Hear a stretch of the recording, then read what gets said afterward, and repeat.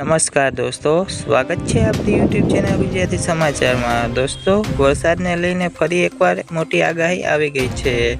રાજ્યમાં ચોમાસાને લઈને હવામાન નિષ્ણાત અંબાલાલ પટેલે આગાહી કરી છે। રાજ્યમાં આગામી 14 જૂનથી વિવિધ રીતે ચોમાસું બેસી શકે છે અને ચોમાસાને લઈને અંબાલાલ પટેલે જણાવ્યું કે જુલાઈ અને ઓગસ્ટમાં રાજ્યમાં ભારેથી અતિભારે વરસાદ પડી શકે છે।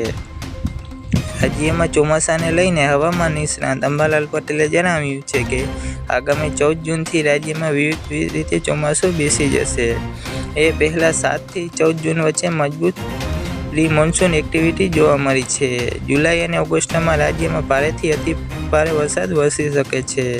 નિરંતર ચોમાસું રાજ્યમાં 14 જૂનથી 28મી જૂન સુધી રહેવાની શક્યતા છે। રાજ્યના અનેક વિસ્તારમાં વરસાદની શક્યતા છે। રાજ્યમાં જુલાઈ ઓગસ્ટમાં ભારે વરસાદ થશે, જ્યારે કેટલાક ભાગમાં અતિભારે વરસાદ પણ પડી શકે છે। દેશના અનેક શહેરમાં પૂરની સ્થિતિ પણ સર્જાઈ શકે છે। આ તરફ ગરમીની જો વાત કરીએ તો હવામાન નિષ્ણાત અંબાલાલ પટેલે ગરમીને લઈને ચિંતાજનક આગાહી કરી છે।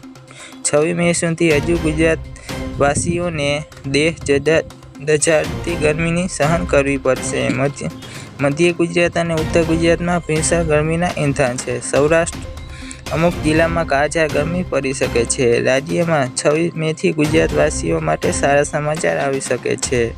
26 મેથી ગરમીમાં એકાએક ઘટાડો થશે। 26 મેથી 4 જૂન વચ્ચે તાપમાન 38 ડિગ્રી સુધી પહોંચી જશે।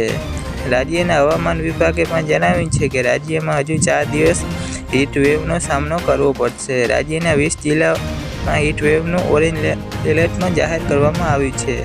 અમદાવાદ અને ગાંધીનગર વાસીઓએ ખૂબ સાવચેત રહેવું પડશે। અમદાવાદ અને ગાંધીનગરમાં તાપમાનનો પારો 46 ડિગ્રીને પાર જઈ શકે છે। અમદાવાદ અને ગાંધીનગરમાં આજે અને આવતીકાલે રેડ એલર્ટ આપવામાં આવ્યું છે।